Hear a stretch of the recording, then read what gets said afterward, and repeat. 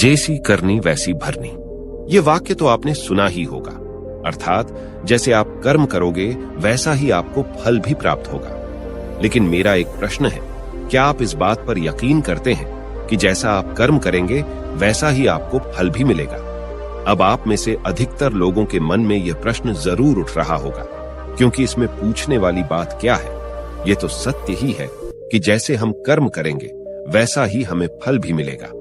लेकिन एक बार के लिए आंखें बंद करके अपने आप से यह प्रश्न कीजिए। देखिएगा कि आपको इस प्रश्न का उत्तर स्पष्टता से नहीं मिल पाएगा। कहीं ना कहीं आपके मन में एक संशय जरूर होगा कि क्या ये बात सच है या झूठ, क्योंकि आपने अपने आसपास तो ऐसे कई लोगों को देखा होगा जो लोग बहुत अच्छे कर्म करते हैं, बहुत अच्छे स्वभाव के होते हैं, वे कभी किसी का बुरा नहीं करते, किंतु फिर भी उनके साथ हमेशा बुरा ही होता है। वो लोग हमेशा दुखी रहते हैं, हमेशा परेशान रहते हैं। आपने कई बार ये भी देखा होगा, या फिर आप में से ही कई ऐसे लोग भी होंगे जिन्होंने अपनी परीक्षाओं के लिए जी तोड़ मेहनत की होगी, लेकिन फिर भी अंत में उनके हाथ निराशा ही लगी। तो इसका अर्थ क्या हुआ? क्या इसका अर्थ यह है कि जिन भी महापुरुषों ने इस कहावत को कहा है, क्या यह झूठ है? क्या वो महापुरुष गलत थे? नहीं, वास्तविकता तो यह है कि हम अपने कर्मों का लेखा जोखा समझ ही नहीं पाते, और इसी कारण हम ये सोचते हैं कि हम तो बहुत अच्छा कर्म कर रहे हैं, हम लोगों की भलाई कर रहे हैं, लोगों की मदद कर रहे हैं, फिर भी हमें न जाने क्यों हमेशा दुख और परेशानी ही उठानी पड़ती है। लेकिन आज की जो कहानी मैं आपके लिए लेकर आया हूं, इस कहानी के माध्यम से आप ये समझ जाएंगे कि आखिर कर्मों का ये लेखा जोखा हमारे जीवन पर किस प्रकार प्रभाव डालता है। एक समय की बात है, एक गांव में दो भाई रहा करते थे। दोनों ही कुशल थे, किंतु उनमें से एक बहुत ही क्रूर और चालाक था। उसने धोखा देकर अपने छोटे भाई की सारी जमीन जायदाद अपने नाम करवा ली थी, और छोटे भाई के नाम पर कुछ भी नहीं बचा था। उसे तो बस एक टूटी फूटी झोपड़ी मिली थी, जिसमें वह और उसकी पत्नी रहा करते थे। उसकी पत्नी भी हमेशा बीमार रहती थी, और उसे तरह तरह की यातनाएं, पीड़ाएं और समस्याओं का सामना करना पड़ता था। छोटा भाई बहुत गरीब था, उसके पास पैसे भी नहीं थे ताकि वह अपनी पत्नी का इलाज करवा सके। लेकिन वह बहुत शांत स्वभाव का था, अच्छी प्रवृत्ति का था। इस कारण वह कभी किसी से क्लेश नहीं करता था, ना ही किसी के लिए बुरा सोचता था। वह कभी किसी का बुरा नहीं करता था। फिर भी उसके मन में हमेशा एक प्रश्न रहता था। वह हमेशा अपने आप से कहता था, हे ईश्वर, मैंने कभी किसी के साथ बुरा नहीं किया, कभी किसी का बुरा नहीं सोचा, फिर भी आखिर मेरे साथ इतना बुरा क्यों होता है? मेरी पत्नी हमेशा बीमार रहती है, मेरे बच्चों को 2 वक्त का खाना तक नसीब नहीं होता, और मैं चाहकर भी अपने परिवार को एक अच्छा जीवन तक नहीं दे पा रहा। आखिर ऐसा क्यों? वहीं पर दूसरी तरफ मेरा भाई है, जो बहुत धूर्त है, चालाक है, घमंडी है। उसे देखो, वो अपना जीवन कितने ऐशो आराम के साथ जी रहा है। उसके पास ढेर सारा धन है, रहने के लिए अच्छा मकान और खाने के लिए अच्छे अच्छे पकवान है। वह तो अपना जीवन मजे में जी रहा है, और मैं यहाँ पर घुट घुट मर रहा हूँ। उसे कोई परेशानी नहीं, और मेरी परेशानियां खत्म होने का नाम ही नहीं लेती। यह सोचता हुआ वह इस विचार पर पहुंचा कि लगता है बुरे कर्मों का फल ही अच्छा होता है, और अच्छे कर्मों का फल अच्छा नहीं मिलता है। और देखते ही देखते यह बात उसके मन में घर करने लगी थी। ऐसे ही कई दिन बीत गए, और अब छोटा भाई और भी ज्यादा परेशान रहने लगा था, क्योंकि उसकी पत्नी की तबीयत ठीक होने का नाम ही नहीं ले रही थी, और उसके सामने तरह तरह की परेशानियां खड़ी थी, जिन्हें देखकर वह मन ही मन रोता रहता, परेशान होता। एक दिन की बात है, वह किसी काम से दूसरे गांव की ओर जा रहा था। तभी उसकी नजर एक साधु पर पड़ी। वह साधु एक द्वार पर खड़े होकर भिक्षा मांग रहे थे, और वह हमेशा केवल एक ही बात कह रहे थे, तेरे कर्म तेरे हिस्से और मेरे कर्म मेरे हिस्से। जब छोटे भाई के कानों में ये बात पड़ी तो उसे बहुत क्रोध आया। वह तुरंत ही उन साधु के पास जा पहुंचा और उनसे कहने लगा, हे गुरुवर, मैं आपको कब से देख रहा हूं, आप केवल एक ही बात कह रहे हैं, तेरे कर्म तेरे हिस्से और मेरे कर्म मेरे हिस्से। क्या ये सत्य है? इस बात का जवाब देते हुए वह साधु कहते हैं, हाँ, ये बिल्कुल सत्य है। क्या तुम्हें इस पर यकीन नहीं? तभी वह छोटा भाई उन गुरु से कहता है, हे गुरुवर, लगता है आपको कोई भ्रम हो गया है। मैंने अपने जीवन में कभी कोई बुरा कर्म नहीं किया, ना ही मैंने कभी किसी के बारे में बुरा सोचा, ना ही किसी का बुरा किया। उसके बाद भी मैं हमेशा परेशानियों से घिरा रहता हूं। तकलीफें दिन बेदिन मुझे और परेशान कर रही है। मुझे तो आज तक मेरे अच्छे कर्मों का कोई अच्छा फल नहीं मिला। फिर आप ये कैसे कह सकते हैं कि अच्छे कर्मों का फल अच्छा मिलता है? मेरी पत्नी हमेशा बीमार रहती है और मेरे घर में खाने तक के लिए पैसे नहीं हैं। यहां तक कि मेरे बच्चे भी भूखे रह जाते हैं, और फिर भी आप कहते हैं कि अच्छे कर्मों के फल अच्छे मिलते हैं। तभी वह साधु बड़े ही शांत स्वभाव से उस व्यक्ति से कहते हैं, लगता है परिस्थितियों ने तुम पर बहुत गहरा प्रभाव डाला है। ऐसा प्रतीत हो रहा है कि तुम परिस्थितियों के आगे हार मान चुके हो, और इन कठिन परिस्थितियों ने तुम्हारी सोच को भी बदल दिया है। इसी कारण तुम ऐसा कह रहे हो। इस पर वो व्यक्ति कहता है गुरुवर, ऐसा लगता है कि खुद परिस्थितियों से हार कर दूसरों के घर भिक्षा मांगकर भोजन ग्रहण कर रहे हो, और मुझे कहते हो कि मैंने परिस्थितियों के सामने हार मान ली है। मुझे आपका यह भाषण नहीं सुनना, मैं जा रहा हूं। तभी उसे रोकते हुए वो साधु उस व्यक्ति से कहते हैं, ठीक है, तुम चले जाओ, लेकिन उससे पहले मेरा एक काम कर दो। वो व्यक्ति कहता है, अरे मैं कोई काम नहीं करने वाला, मैं तो जा रहा हूं। तभी वो साधु कहते हैं, बेटा, मैं जानता हूं तुम्हारे मन में क्या प्रश्न है। तुम इस बात से परेशान हो कि तुमने अच्छे कर्म किए और उसके बाद भी तुम्हें अच्छे फल नहीं प्राप्त हो रहे। लेकिन क्या तुम इस प्रश्न का जवाब नहीं जानना चाहते? क्या तुम ये नहीं जानना चाहते कि तुम्हारे साथ ऐसा क्यों हो रहा है? ये सुनकर वो छोटा भाई कुछ देर के लिए मौन हो गया, और कुछ देर सोच विचार करने के बाद वो कहता है, अच्छा ठीक है, बताइए मुझे क्या करना होगा। तभी वो साधु उस व्यक्ति से कहते हैं, मेरा बस एक छोटा सा काम कर दो।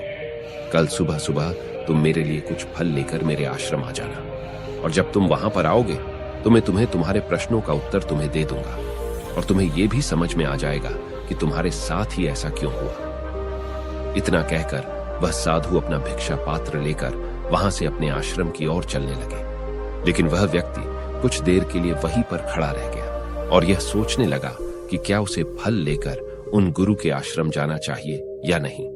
यही सोचता हुआ वह घर लौट आया।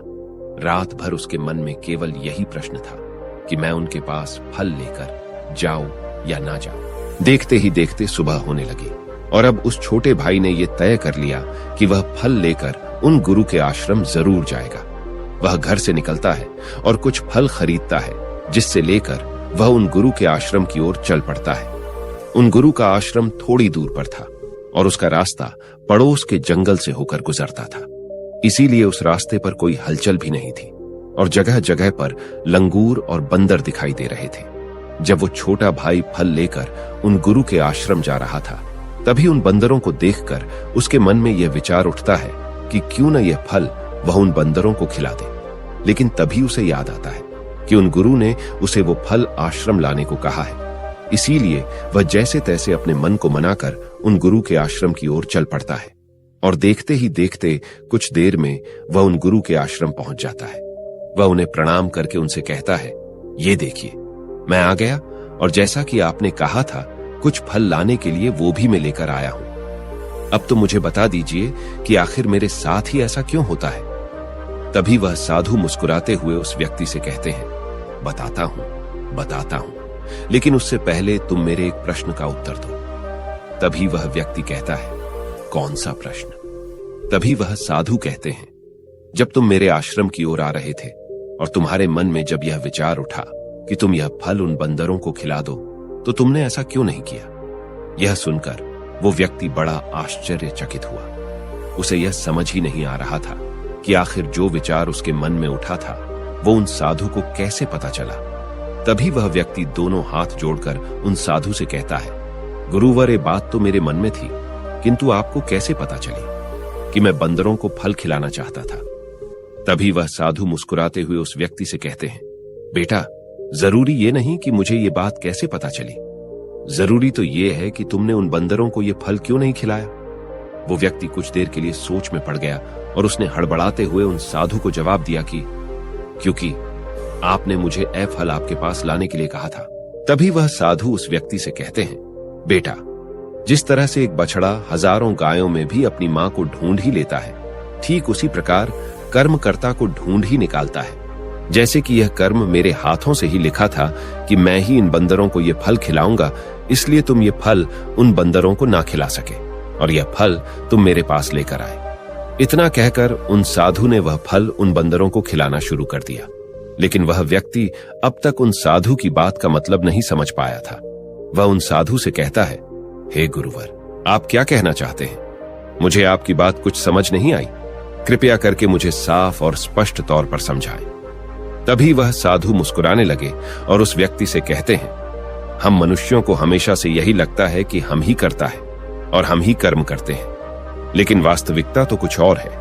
यहां पर समझने वाली बात यह है कि कर्म हमारा चुनाव खुद करता है, हम कर्म का चुनाव नहीं करते। यदि आप किसी काम को करने के योग्य हैं तो कर्म आपको लाखों लोगों की भीड़ में से भी ढूंढ कर निकाल ही लेगा। इसीलिए जरूरी यह है कि कर्म करने पर नहीं बल्कि योग्य बनने पर ध्यान दो। यदि तुम्हारा पूरा ध्यान केवल कर्म करने पर होगा तो तुम कभी भी योग्य नहीं बन पाओगे और कभी भी कर्म तुम्हारा चुनाव ही नहीं करेगा। इस पर वो व्यक्ति कहता है, हे गुरुवर, योग्य बनने से आपका क्या मतलब है? आपका कहना है कि क्या मैं अपने परिवार का पालन पोषण नहीं कर सकता? तभी वह साधु उस व्यक्ति से कहते हैं, नहीं नहीं, मेरे कहने का अर्थ ये नहीं है। मैं तो तुमसे ये कहना चाहता हूं, योग्य बनने के लिए जिन कर्मों की आवश्यकता होती है उसके लिए तुम्हें पहले छोटे छोटे कामों को करना शुरू करना होगा, और जब तुम उन कामों में निपुण हो जाओगे, कुशल हो जाओगे, इतने योग्य बन जाओगे, तो बड़ा कर्म या फिर यूं कहें कि ये मुख्य कर्म, जिस कर्म के लिए तुम बने हो, वह कर्म तुम्हें ढूंढ ही लेगा और वह कर्म तुम्हारे पास खुद ही चला आएगा। उदाहरण के तौर पर तुम इन बंदरों को ही देख सकते हो। ये बंदर जब छोटे होते हैं तब से ही ये पेड़ों पर चढ़ना सीखते हैं, गुलाटियां लगाना सीखते हैं, दौड़ना सीखते हैं, छलांग लगाते हैं। शुरू में इसे तकलीफ होती है कि कभी गिर जाते हैं तो कभी इन्हें चोट भी लगती है, लेकिन धीरे धीरे ये उन कामों में निपुण हो जाते हैं, कुशल हो जाते हैं और उसके बाद इनका भोजन इन तक स्वयं ही पहुंच जाता है। इसीलिए अपनी रोजमर्रा की जिंदगी में भी छोटे छोटे कर्म करते रहो तो बड़ा कर्म तुम तक खुद चला आएगा और तुम किसी भी बड़े लक्ष्य को प्राप्त कर सकोगे। आगे वह साधु उस व्यक्ति से कहते हैं, और यदि तुम योग्य बनने के लिए कर्म करोगे ही नहीं तो दूसरे लोगों के कर्म भी तुम पर हावी होने लगेंगे, तुम्हारे जीवन को प्रभावित करने लगेंगे। उदाहरण के लिए तुम्हारी पत्नी को ही ले लो। तुम्हारी पत्नी कई दिनों से बीमार है और इसकी तबीयत ठीक ही नहीं हो रही, और तुम यह सोचते हो कि पता नहीं तुम्हें किन कर्मों की सजा मिल रही है। तुम अपने आप को अभागा समझते हो, असहाय महसूस करते हो, लेकिन वास्तविकता तो कुछ और ही है। तुम्हें यहां पर यह समझने की आवश्यकता है कि तुम्हारी पत्नी बीमार अपने कर्मों से है, न कि तुम्हारे कर्मों से। हो सकता है कि तुम्हारी पत्नी ने अतीत में ऐसा कोई कर्म किया हो जिसकी सजा वो आज भुगत रही है, और तुम्हारी पत्नी के कर्मों के कारण ही तुम्हें भी दुख झेलना पड़ रहा है, तकलीफें उठानी पड़ रही है, परेशानियों का सामना करना पड़ रहा है। और यही कारण है कि अधिकांशतर लोग अपने परिवार के कारण, अपने बच्चों के कारण तरह तरह के दुख झेलते रहते हैं, तरह तरह की परेशानियों का सामना करते रहते हैं। किंतु तुम्हें यहां पर यह समझने की आवश्यकता है कि यदि तुम इस योग्य होते, तुम्हारे पास इतने पैसे होते, तो तुम अपनी पत्नी का इलाज करवा पाते। और तो और ये भी हो सकता था, यदि तुम इस योग्य होते तो तुम्हारा विवाह किसी दूसरी स्त्री के साथ हुआ होता जो स्वस्थ होती, लेकिन तुम उस योग्य थे ही नहीं, और यही कारण है कि तुम अपनी पत्नी के कारण आज दुखों में डूबे हुए हो। किंतु अब तक कुछ भी नहीं बिगड़ा। यदि तुम अब भी योग्य बन जाओ तो दूसरों के कर्म तुम्हें कभी भी प्रभावित नहीं कर पाएंगे। आगे वह सन्यासी उस युवक को चेतावनी देते हुए कहते हैं, मेरी एक बात हमेशा याद रखना, तुम्हें वह नहीं मिलता जो तुम चाहते हो, बल्कि तुम्हें वह मिलता है जिसके तुम योग्य हो। इसलिए कर्म करने से ज्यादा योग्य बनने पर ध्यान दो, अपनी योग्यता बढ़ाओ। केवल कर्म का फल पाने के लिए कर्म मत करो, और फिर तुम कभी भी इन परेशानियों से निकल नहीं पाओगे। तभी वह व्यक्ति उस साधु के सामने दोनों हाथ जोड़कर उनसे कहता है, हे गुरुवर, आप हमेशा योग्य बनने की बातें कर रहे हैं, किंतु आप ये नहीं बता रहे हैं कि मैं अपनी योग्यता को किस तरह से बढ़ाऊं ताकि मेरा मुख्य कर्म मुझे ढूंढ ले। तभी वह साधु उस व्यक्ति से कहते हैं, ये तो बड़ा ही सरल है, फिर भी लोगों के लिए ये बहुत कठिन हो जाता है। सबसे पहला उपाय ये है कि जो भी कर्म तुम कर रहे हो उस कर्म को कर कर भूल जाओ, अर्थात योग्य बनने के लिए जो भी कर्म तुम कर रहे हो उसे याद ना रखो, उसे भूल जाओ। ये मत सोचो कि जो तुमने कर्म किया है उसका फल तुम्हें कब और क्या मिलेगा। इसीलिए तो कहा जाता है कि कर्म करो, फल की चिंता मत करो। यदि तुम्हारा मन हमेशा फल की चिंता में ही लगा रहेगा तो इसका अर्थ ये हुआ कि तुमने वास्तविक तौर पर कोई कर्म किया ही नहीं। और हमें से अधिकांशतर लोग यही गलती करते हैं। उन्हें लगता है कि वह एक अच्छा कर्म कर रहे हैं जिसका फल भी उन्हें अच्छा ही मिलेगा। उनका सारा ध्यान केवल फल पर होता है और यही कारण है कि वह अधिकांशतर दुखी होते हैं, क्योंकि जब उन्हें फल नहीं मिल पाता, या फिर यूं कहें कि जब उन्हें अपने मन वांछित फल नहीं मिल पाता तो उनके मन को ठेस पहुंचती है और वे लोग दुखी रहने लगते हैं, परेशान रहने लगते हैं और हमेशा यही सोचते हैं कि मैंने तो अच्छे कर्म किए थे, फिर भी मुझे अच्छे फल क्यों नहीं मिल रहे। और उनका यही सोचना उन्हें अपने लक्ष्य से भटका देता है। हाँ, आप यह जरूर कर सकते हैं, अपना कर्म करने के बाद उसका आंकलन जरूर करें, लेकिन फल की चिंता ना करें। तभी वह व्यक्ति उन साधु से कहता है, हे गुरुवर, आप कह रहे हैं फल की चिंता मत करो, लेकिन जो कर्म किए हैं उसका आंकलन जरूर करो। ये कैसे संभव है? तभी वह साधु बड़े ही शांत स्वभाव से उस व्यक्ति से कहते हैं, भंते, जब तुम कोई कर्म करते हो तो तुम्हारे मन में हमेशा फल की चिंता होती है, जबकि तुम्हारे मन में फल की चिंता ना होकर ये चिंता होनी चाहिए कि जो भी कर्म मैंने किए हैं, क्या उस कर्म में मैंने अपना 100% दिया है या नहीं।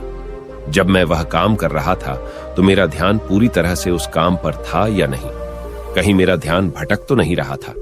यदि तुम इन चीजों पर विचार करोगे या प्रश्न खुद से करोगे, तभी वास्तविक तौर पर तुम खुद का आंकलन कर पाओगे।